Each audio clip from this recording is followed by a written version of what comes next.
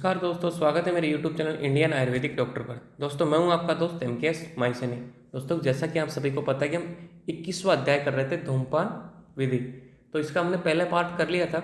आज हम बात करेंगे इसका। देखो हमने योग रोग देख लिए थे, अयोग रोग देख लिए थे, धूमपान यंत्र देख लिया था कि कैसा है, धूम नेत्र के बारे में बात कर ली थी और धूमवर्ती के बारे में बात कर ली थी। ठीक है, अब बात करेंगे अपन धूमपान भेद। धूमपान भेद से मैंने आपको बताया था कि ये इंपॉर्टेंट है। धूमपान भेद आ जाते हैं कभी कभी 2 नंबर में, छोटा सा क्वेश्चन। तो आज इसके यहाँ से स्टार्ट करेंगे। तो धूमपान भेद से अपन स्टार्ट करते हैं आज। धूम 3 प्रकार का बताया है। मैंने आपको बताया था पिछले वीडियो में कि स्निग्ध, मध्य और तीक्ष्ण। अब स्निग्ध कब दिया जाता है, मध्य कब दिया जाता है और तीक्ष्ण कब दिया जाता है, ये ध्यान देखो।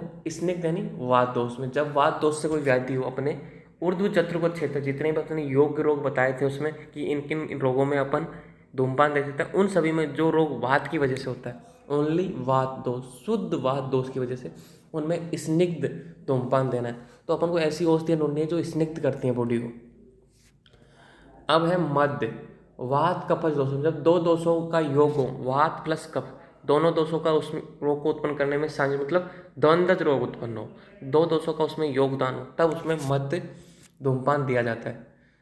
और तीक्ष्ण, तीक्ष्ण कफज दोषों में तीक्ष्ण दिया जाता है। जब कफ दोष की व्याधि हो, ओनली कफ दोष की, उसमें तीक्ष्ण धूमपान दिया जाता है। मध्य का मतलब होता है जहाँ स्निग्ध धूमपान और तीक्ष्ण मतलब मीडियम, मीडियम कैटेगरी का, उसमें मध्य वाली औषधि भी रहेंगी, मतलब स्निग्ध वाली औषधियाँ भी रहेंगी और तीक्ष्ण वाली औषधियाँ भी रहेंगी। तो ये बात मतलब दोनों। अब यहाँ पे देखो एक सारणी दी हुई है, बहुत अच्छी तरीके से समझाया है। स्निग्ध धूम, मंद धूम और तीक्ष्ण धूम, ये सारणी आपको याद होनी। इस चैप्टर का सबसे सार भाग यही है। वात रोगों को दूर करता है। स्निग्ध धूम क्या करता है, वात रोगों को दूर करता है। ठीक है, और मध्य धूम क्या करता है, वात कफज रोगों को दूर करता है। अपन कर क्यों रहे हैं, स्निग्ध धूम तो इसलिए कर रहे हैं कि वात रोगों की में करते हैं, तो मेन उद्देश्य ये है कि वात रोगों को शांत करना। और मध्य धूम क्यों कर रहे हैं कि वात कफज रोगों में करते हैं, तो वात कफज रोगों को दूर करना। तीक्ष्ण धूम क्यों कर रहे हैं, कफज दोष में, तो कफज रोगों को दूर करता है। ठीक है, हम आगे बढ़ते हैं। दिन में 1 बार प्रयोग किया जाता है, दिन में 2 बार प्रयोग किया जाता है, दिन में 3 से 4 बार प्रयोग किया जाता है। ये बोल रहा है कि जो स्निग्ध धूम है ना, 1 बार, दिन में 1 बार यूज कर सकते हो। ठीक है, मध्य धूम दिन में 2 बार कर सकते हो, तीक्ष्ण मतलब दिन में 3 से 4 बार यूज कर सकते हो। अब ध्यान से देखो, धूमपान नलिका की लंबाई 32 अंगुल होती है, 40 अंगुल होती है और 24 अंगुल होती है। यहाँ पे ये 25 को ध्यान मत देना, ये 24 अंगुल है। ठीक है, 24 अंगुल होती है। ये अपन ने पिछले वाली जो धूमपान नलिका थी, धूमपान यंत्र कर रहे थे, तब भी अपन ने डिसाइड किया था कि कितनी कितनी लंबाई होती है। तो स्निग्ध में 32 है, मध्य में 40 है और तीक्ष्ण में 25 है। आप समझ सकते हो आराम से। कोई अब प्रयोग काल देखो कि कब कब यूज कर सकते हैं। मलमूत्र त्याग, स्त्री संग, दातून, हास्य, छींक, जंबा, शस्त्र क्रम के बाद प्रयोग करें। मलमूत्र त्याग मतलब मल का त्याग करने के बाद में और मूत्र का त्याग करने के बाद में। स्त्री संग मतलब मैथुन क्रिया या स्त्री संभोग करने के बाद में। दातून करने के, दातून तो आप जानते हो, मंजन। हास्य तेज हंसने के बाद में। छींक और जंबा, छींक आने के बाद में। जंबा जो मतलब लड़ाइयाँ आती है ना, उसके बाद में। और शस्त्र क्रम, कोई भी मतलब सर्जरी प्रोसेस हुआ अपनी बॉडी में, उसके बाद में अपन धूमपान, स्निग्ध धूमपान कर सकते हैं। अब मध्य में देखो, स्निग्ध धूम के सभी कालों में, ये सभी कालें यहाँ लिख सकते हैं अपन मध्यम धूम में, और रात्रि भोजन के बाद और अस के बाद प्रयोग सकते हैं।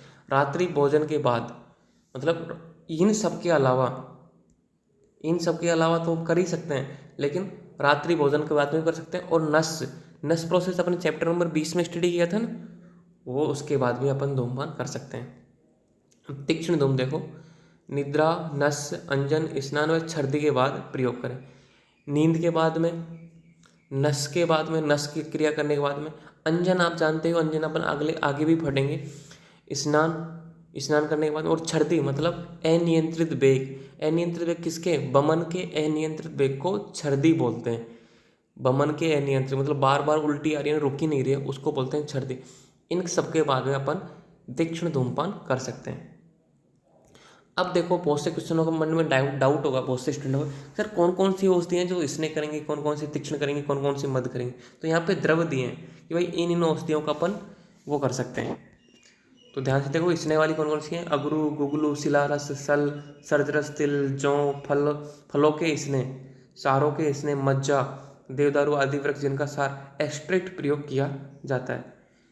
तो ये सारी औषधियाँ हैं, अगरू, गुगलू, शिलारस, सल, सर्जस, तिल, जौ, फल, स्नेह, सारों के स्नेह, मज्जा। आप जानते हो मतलब एक तरीके से जो बीज का पार्ट होता है मज्जा, और जिनका एक्सट्रेट पार्ट मतलब एक तरीके से क्रिया होती है जिसमें अपन उसमें सार भाग निकालते हैं मशीन के माध्यम से। तो आप सीख जाओगे सेकंड ईयर में आओगे तब, लेकिन अभी तो इतना याद रखो कि इन द्रवों से अपन स्निग्ध धूमपान बना सकते हैं। अब आता है मद्य। मद्य में आता है सलकी, लाक्षा, कमल, एला मतलब इलायची, लौद्र, गोलर, शर्करा, मंजिट व सभी गंध द्रव सिवाय कूट व तगर। जो सभी भी गंध द्रव जिनमें गंध आती है उसमें उनमें ओनली कूट और तगर को छोड़ दो, बाकी सारे ये आपको मतलब रटने हैं। अभी आपको प्लांट समझ में नहीं आएंगे, इनकी पहचान आपको पता नहीं है, इसको क्या बोलते हैं, कैसे पत्ते होते हैं, कैसी जड़ें होते हैं, कैसा दिखता है, ये सब आपको सेकेंड ईयर में बताया जाएगा। पूरी साल आप प्लांटों के बारे में स्टडी करोगे। सिरोविरेचन गण के द्रव। अब आपको ये याद होना चाहिए कि सिरोविरेचन जो सिर में विरेचन कराते हैं उस जो गण में जो भी प्लांट आते हैं वो सारे। दस मूल का मतलब होता है 10 मूलों का समूह, मतलब 10 प्लांट है 10 मूल में। माल, कांगनी, हड़ताल, मेंसिल, त्रिफला, कोयला सभी तीक्ष्ण द्रव, मतलब जो तीक्ष्णता उत्पन्न करते हैं बॉडी में वो सारे द्रव सिरोविरेचन द्रव के द्रव मतलब तीक्ष्ण धूमपान का यूज होते हैं। अभी तो इनको रट लो, सेकंड ईयर में आओगे तब अच्छे से समझ में जाओगे 10 मूल का मतलब क्या होता है, सिरोविरेचन द्रव क्या होते हैं, मेंसिल, त्रिफला क्या होता है, कोयला तो आप जानते ही हो, ये सारी चीज़ें आती हैं। अब आता है धूमपान विधि। धूमपान विधि किस तरीके से करना है? रोगी को सीधा बिठाकर मुख या नासा से धूप प्रदेश कराएं। रोगी को सीधा बैठा दो, जैसे कुर्सी पर बैठाते हैं या फिर किसी बेड पे बैठा दो। मुख या नासा, या तो मुख से या फिर नासा से धूप यानी धूम प्रदेश कराएं। धूप की जगह धूम है, धूम प्रदेश कराएं। जो धुआं है मतलब उसको खींचना है, जो धूम नलिका से निकलेगी ना धुआं, जैसे अपन बड़े बूढ़े पूछते ना हुक्का पीते हैं, गाँव में देखा होगा आपने, हुक्का पीते हैं, हुक्के का सेवन तो धुआं खींचते हैं, उसी तरीके से धूम को हमेशा मुख से ही निकालें। धूम को पीने में छोड़ते समय 3-3 घूंट करना चाहिए। ये बोलना चाहिए कि भाई 3-3 घूंट तक तो खींचें और 3-3 घूंट तक उसको छोड़ना चाहिए, और हमेशा मुख से ही निकालें। ऐसे नहीं कि नाक से निकाल रहे हो, नहीं। बहुत से होते हैं ना ओवर सेंसिटिव व्यक्ति, दिखाने के चक्कर में नाक से धुआं निकाल रहे हैं, नहीं, ऐसा नहीं करना चाहिए। धूम को हमेशा मुख से ही निकालें। नासा से अगला लाइन है, नासा से कभी भी धूम निकालें अन्यथा दृष्टि विघात हो जाता है। अब क्वेश्चन आता है कि नासा से धूम क्यों नहीं निकालना चाहिए? अगर नासा से धूम निकालोगे ना तो अन्यथा दृष्टि विघात मतलब दिखना बंद हो जाएगा, आंखों में अंधकार छा जाएगा। नासा से धूप लेना हो तो एक एक छिद्र को बंद कर ले। अगर कोई व्यक्ति नाक से मतलब नाक से नोज से नोस्ट्रल छिद्र से अगर वो ले रहा है धुआं अंदर, तो एक छिद्र को बंद करो अपनी उंगली से और दूसरे छिद्र से खींचो, फिर उसको बंद करो, फिर दूसरे छिद्र से खींचो। मतलब नासा से धूम लेना हो तो एक छिद्र को बंद करके ले। देखो अब क्या बोला है, पहले नासा से फिर मुख से धूम ले। घ्राण व सिरोगत उत्क्लेश दोषों में कंठगत दोषों को उत्क्लेश करने के लिए, कि अगर ये रोग है घ्राण व सिरोगत, जो मतलब सिर में जो दोष हैं उनको बढ़ाने के लिए, या फिर घ्राण नाक में कोई प्रॉब्लम है दोषों को बढ़ाने उनको निकालना है, तो पहले नासा से फिर मुख से धूमपान लें। पहले मतलब नोस्ट्रल छिद्रों से लो फिर मुख से लो, पहले मुख से फिर नासा। और कौन से? घ्राण व सिरोगित दोषों को उत्क्लेशित करने के लिए, नाक व सिरोगत दोषों को उत्क्लिष्ट करने में, कंठगत उत्क्लिष्ट करने के लिए। सेम है यहाँ पे भी, देखो सेम है, यहाँ पे भी सेम है, ठीक है। तो पहले यही बोल रहा है कि पहले मुख से फिर नासा से धूम ले। अपन इसको और क्लियर करते हैं।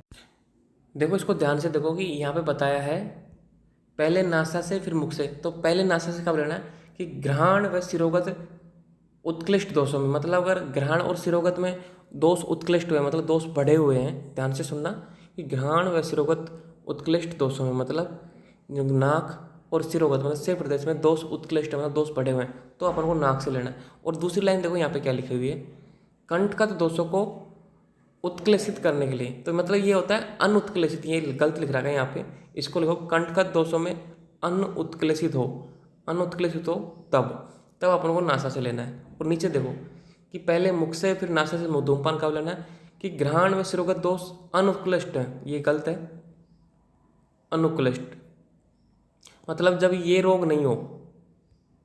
यहाँ पे ऐसे कर लो, इसको काट दो यहाँ पे, और ठीक है, कंटकत उत्कृष्ट दोषों में तो इसमें करते हैं, इसको काट देना, आप ऐसे कर देना, इसको काट देना। तो भाई पहले मुख से कब लेते हैं, जब कंठ दोष उत्कृष्ट हो, और जब पहले नासा से कब लेते हैं, जब घ्राण व, इसको काट दो यहाँ पे। तो अब समझ में आ गया ना कि भाई नासा से तो कब लेते हैं, जब भाई घ्राण और शिरोगत में दोष उत्कृष्ट हो, मतलब प्रबल अवस्था में हो, रोग भयंकर अवस्था में हो।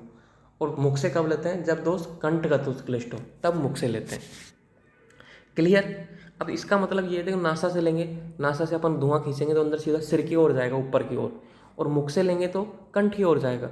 तो इसलिए कंठगत में और इसमें इन दोनों लाइन को काट देना। मैं अभी बोल रहा हूँ, किंतु कन्फ्यूज हो जाओगे आप, वो गलत लिख रखा है, अशुद्धियाँ हो जाती हैं बुक में। और कुछ बातें और रह गई, मैं बता दूं आपको। यहाँ पे देखो, यहाँ पे एक वर्ड आया था सहारों के इसने।